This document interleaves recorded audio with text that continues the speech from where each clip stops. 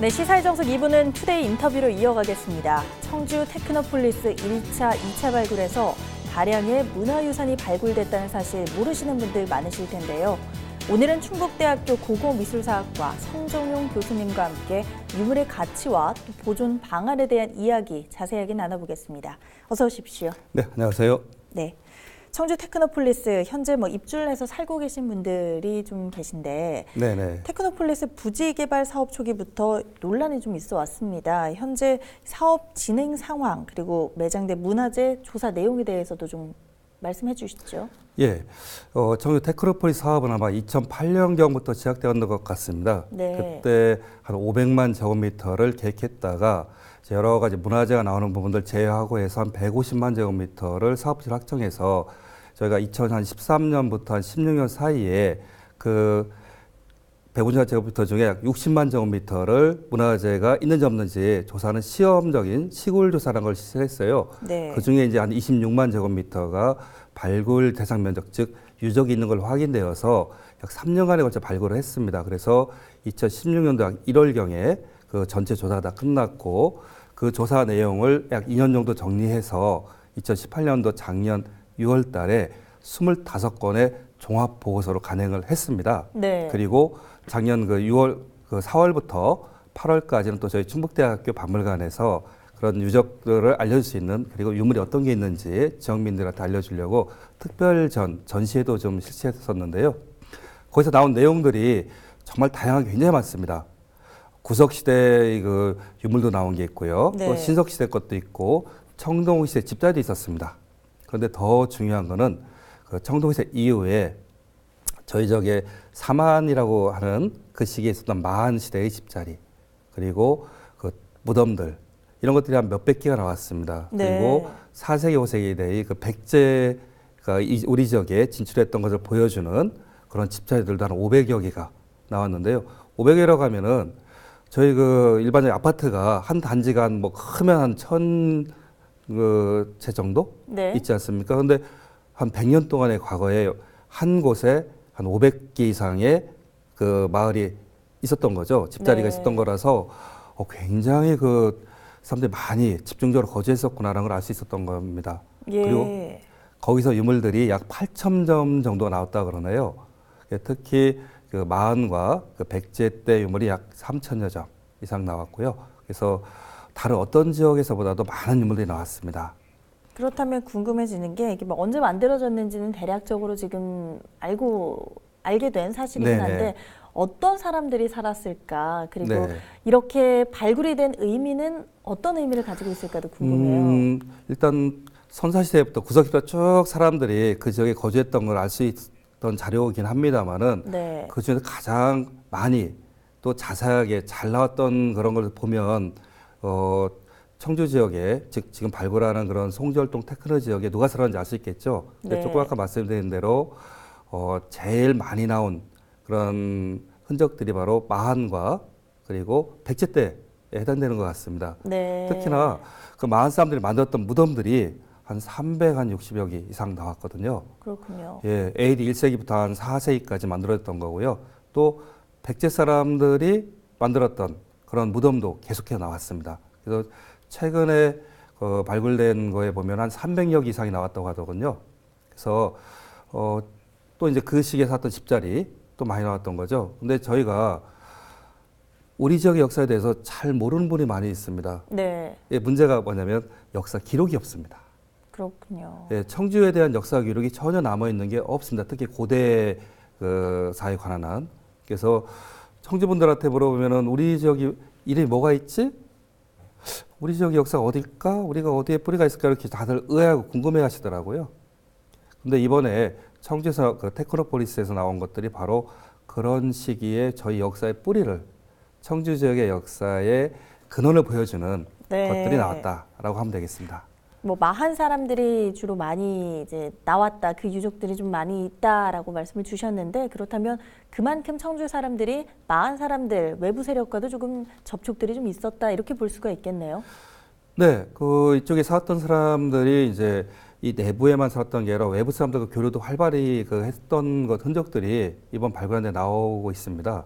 근데 특히 이제 청주 저희 송절동 바로 옆에 있는 그 복명동에서 네. 98년도에 나왔던 마을 제갈이 있습니다. 이 제갈이 저쪽 그 중국의 동북지방 또는 그 저희 한반도 동북지방에 사용되었던 것과 굉장히 그 유사하고요. 또 하나 청주 그 지금 오송 산업단지 그 저희 오송역이 있지 않습니까? 네. 오송역 옆에 있는 산업단지에서도 큰 발굴이 있었는데 그 발굴된 곳에서 무덤에서 그 손잡이는 청동으로 만들었고요. 예. 그 앞에 칼 부분은 철로 만드는 그래서 이름에서 동병철검이라고 하는 철검이 나왔는데 네. 이 철검과 똑같은 게 중국 동북지방에 있는 그 우리 옛날 부여 고구려 할 때 부여가 있었다고 생각되는 곳에서 그 똑같은 게 한 점 나온 게 있습니다. 네. 그런 거 보면은 두 지역 사이에 뭐 그 물건이 직접 거기서 왔는지는 모르겠지만은 충분히 외부 세력들과 교류하고 교섭했던 모습도 보여주는 거고요. 또는 또 한반 내부에도 또 관계 있는 것들이 있습니다. 이 송제로 나온 것 중에는 신라 황남대총에서 나왔던 것과 거의 유사한 토기도 한 점 나왔습니다. 그러면 이 청주 지역에 살던 사람들이 마한 때부터 백제 때까지 외부에 있는 세력들과 다양하게 교류하면서 살았던 것이 아닌가 그런 모습들을 보여주는 것으로 평가를 할 수 있을 것 같습니다. 네, 그때서부터 뭐 활발한 무역 교류도 있지 않았을까라는 생각도 그렇죠. 조심스럽게 좀 되는데요. 또 궁금한 게 야철지가 발견이 됐나요? 예, 여기에선 다양한 그런 형태의 것들이 그 조사가 되었다고 하는데 네. 일단 사람들이 살면 제일 중요한 건 역시 그 먹고 사는 문제겠죠. 네. 그럼 주변에서 아마 농사를 굉장히 크게 지었을 겁니다. 그리고 바로 옆에 있는 미호천 그리고 또 무심천에서는 물고기도 잡아서 먹고 살았을 테고요. 근데 그것만 갖고 생활할 수 없지 않습니까? 또 그렇죠. 농사를 지으려면 가장 좋은 도가 철이니까요.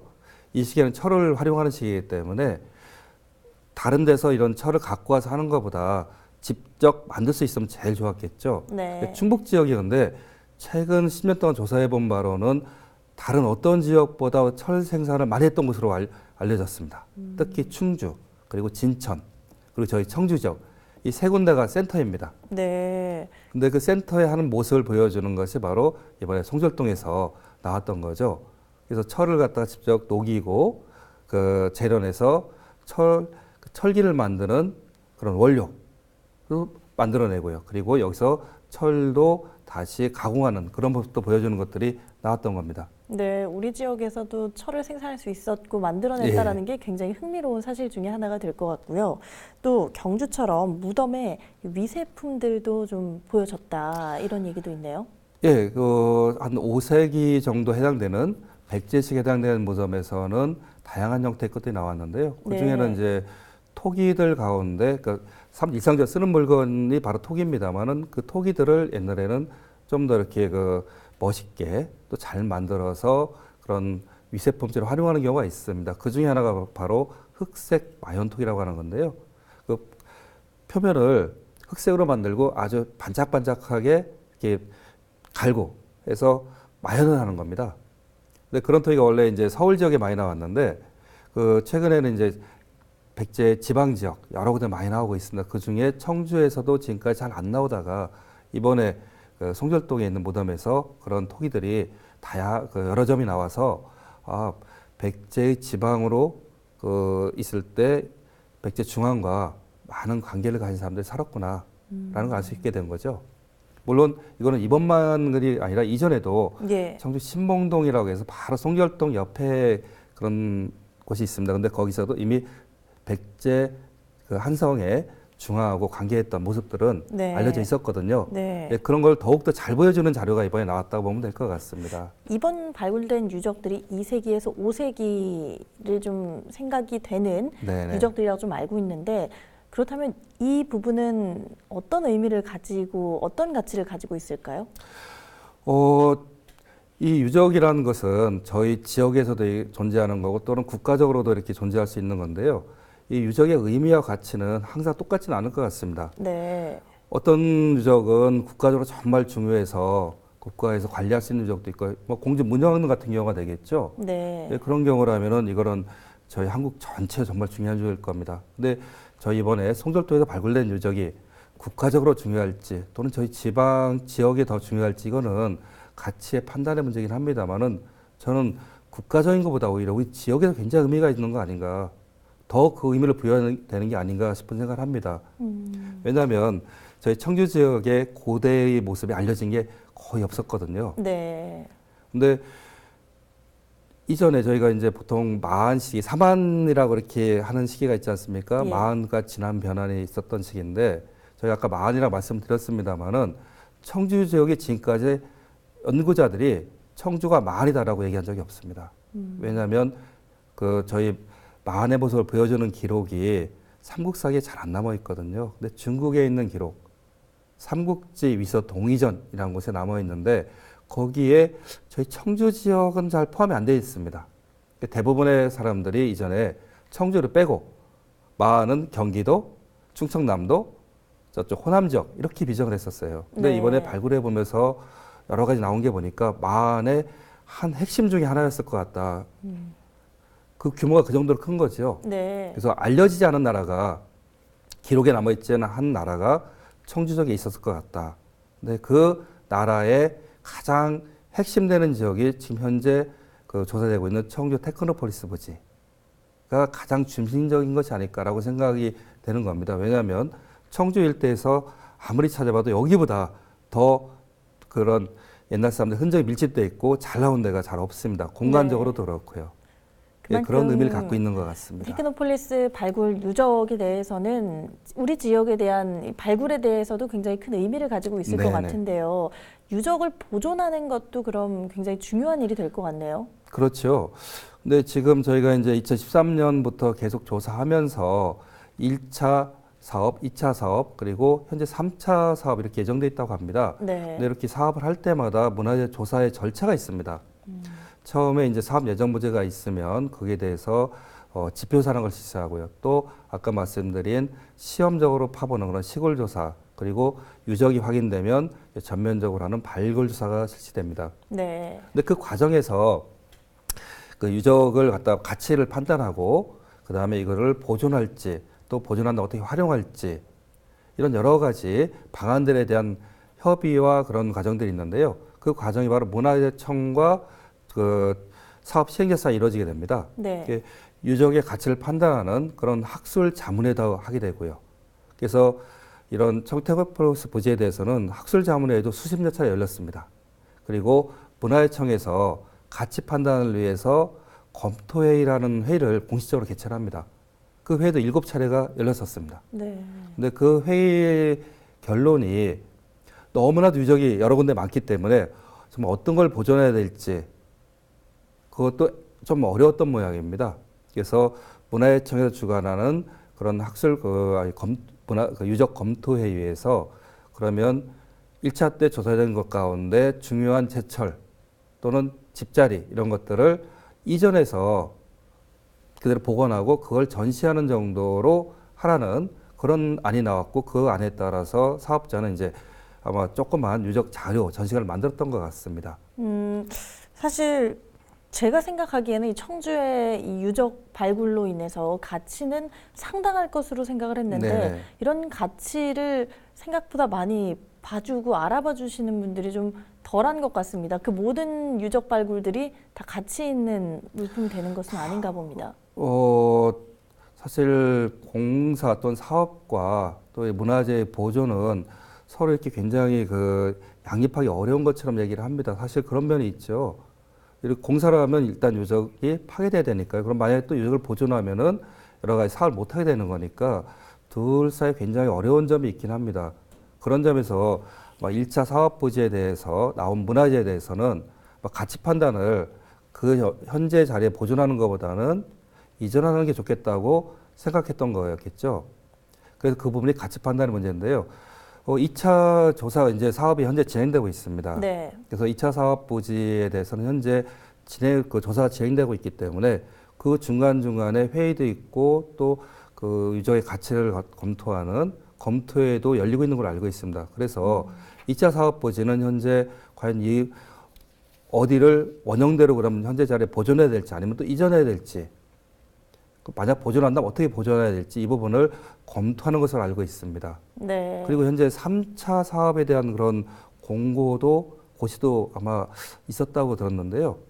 근데 3차 사업 부지는 그 사업자, 즉 사업자는 지금 그 청주 테크노폴리스 사업자가 되겠죠. 그 사업자 측에서는 3차 예정 부지 중에 한 16만 제곱미터, 한 20만 제곱미터 되는 상당한 면적을 역사문화공원으로 남기겠다.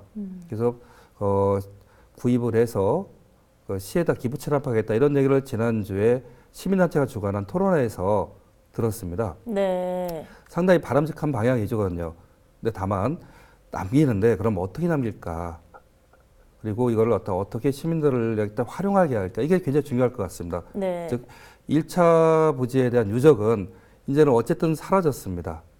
그건 되돌릴 수가 없습니다. 네. 유적이란 성격이 한번 파괴하면 더 되돌릴 수가 없으니까요. 근데 지금 2차 부지 그리고 앞으로 3차 예정된 부지가 있는데 여기서 나오는 문화재들 또는 현재 그 공원으로 남기려고 하는 부분 이 부분들을 어떻게 잘 활용하고 할지 이게 앞으로 과제일 것 같습니다. 네, 그만큼 많은 사람들에게 알려지면 공론화가 되고 나면 관심을 가지니까 유적을 보존하는 데 있어 조금은 편리해지지 않을까라는 생각이 좀 들기도 하는데. 그렇죠. 근데 저희가 이제 1차 조사할 때 2013년부터 10년까지 한 3년 이상 조사하고 그 결과를 가지고 학술회의도 하고 네. 그러니까 전시회도 했다고 하지 않았습니까? 네. 그리고 일반 시민들한테 이렇게 알려드리려고 많이 노력을 한 것 같긴 합니다만은 그 노력이 생각보다 부족하지 않았나 싶은 생각도 하나 듭니다. 또 시민분들도 관심이 좀 많이 적었던 것 같고요. 예. 그래서 그런 관심을 환기시키는 방법이 제일 중요했는데 최근에 이번에 2차 사업을 하면서 작년부터 시민단체분이나 아니면 일반 시민분들도 우리 지역에 이런 사업이 이루어지고 이런 문화재가 있구나 이런 것들을 많이 알게 된 것 같습니다. 네. 또 다른 사례를 좀 들어보면서 예시를 좀 소개해 주시면 좋을 것 같은데 지금 말고 다른 뭐 나라 또는 우리나라 지역의 경우는 어떨까요? 외국의 경우에는 여러 사례도 있습니다. 뭐 똑같다 이렇게 얘기하기는 어렵습니다만은 비슷한 환경. 그렇죠. 그런 가운데 한 곳은 일본의 큐슈 네. 지역의 요시노가리라는 청동시대 큰 유적이 하나 있습니다. 그 유적에는 원래 공단을 만들려고 조사하다가 그런 지배자가 사는 그런 집도 나오고 주변에 무덤도 나오고 하니까 아예 그거를 역사문화공원으로 바꿔버렸습니다. 그래서 1년에 한 100만 명 정도 사람들이 찾아가는 네. 곳으로 되어 있고요. 또 저희 창원에 진동이라는 곳이 있습니다. 그래서 산업단지가 만들어졌었는데요. 근데 거기서는 청동시대, 고인돌, 집자리 이런 게 굉장히 많이 나왔다고 합니다. 네. 그래서 그 중에 이제 가장 많이 나온 부분을 역사문화공원으로 이렇게 남겨놨던데요. 남기는 것만이 가장 이렇게 좋은 방법, 최고의 것이라고 하기가 오히려 어려울 것 같습니다. 왜냐하면 그냥 남겨놓으면 땅속에 들어가면은 누가 어디인지 잘 모릅니다. 남기면 남긴 대로 또는 이전하면 이전한 대로 이 자료를 어떻게 활용해서 우리 지역 사람들이 보고 즐기고 할 수 있냐는 문제겠죠. 왜냐하면 저희 청주 사람들이 아까 말씀드린 대로 역사의 뿌리가 어딘지 잘 모르는 그런 부분도 있긴 합니다만은 네. 반대로 외부 사람들이 청주에 보러 왔을 때 뭘 보고 갈까? 그리고 보러 오고 싶을까? 다른 사람이 많이 찾아올수록 청주가 활기차지 않겠습니까? 네. 지금 만드는 공장도 굉장히 중요합니다. 공장이 생계 유지를 위해서 또 사람들이 살아가는 원천을 제공하는 데 중요하긴 합니다만은 요즘은 그런 생계를 위한 공장만을 생각하는 시대보다는 어떤 삶의 질을 많이 생각하지 않습니까? 그 워라밸도 따지기도 하고요. 예, 예. 삶의 질을 갖다가 향상시키는 데는 환경적인 문제도 제일 중요할 거고요. 그 다음에 사람들이 찾는 거는 환경 다음에는 뭔가 우리 지역에 뭐가 있지? 돌아보게 되지 않겠습니까? 그때 보는 게 바로 역사문화겠죠. 그 역사문화를 갖다가 위한 가장 좋은 소재를 제공해 주는 거기 때문에 단순히 남기는 게 중요한 게 아니라 그것들을 어떻게 활용해서 사람들이 와서 보고 즐기고 또 지역 사람들이 그 다른 사람들이 왔을 때 우리 지역에 이런 게 있어. 예. 자랑할 수 있고 그런 부분을 만들어야 되는 거죠. 그렇다면은 어디 한 군데 남기고 여기를 갖다 꼭 보존하고 하는 게 아니라 지금 이 청주 그 테크노폴리스는 굉장히 큰 면적을 하고 있는 겁니다. 청주 지역의 몇 분의 1에 해당되는 지역이지 않겠습니까? 예. 앞으로 이 공단이 50년, 100년 갈 거고요. 그렇다면은 이 공단에 굴뚝만 만들어서 삭막한 도시를 만들 게 아니라 만드는 건 어쩔 수 없다고 한다면 저희한테 저희 지역의 역사를 보여주는 자료 이게 잘 나와 있으니까요. 이 자료들을 잘 활용해서 역사 문화, 환경, 굴뚝 속에 살아오시는 우리 문화, 청주의 문화 이런 걸 만들어 보는 게 어떨까? 그렇다면 네. 단순히 그냥 그 한 군데 남기고 자료관 만들고 이런 게 아니라 전체 경관을 생각하면서 좀 치밀하게 계획을 세워서 어디를 남기고 어떻게 사람들이 그걸 보러 하고 공장 속에서도 볼 게 있구나. 역사가 살아 숨쉬는구나. 네, 라는 걸 알겠습니다. 만들어주면 좋겠다. 라는 네, 생각입니다. 그러니까 역사적인 가치를 보존하고 함께 상호 보완하는 상생할 수 있는 그런 공간이 좀 탄생했으면 좋겠다는 네네네. 말씀을 주시는 건데요. 자, 성정윤 교수님까지 함께한 저희 투데이 인터뷰는 여기서 좀 마무리를 시간 관계상 해야 될 것 같습니다. 자, 오늘 말씀 고맙습니다. 네, 감사합니다.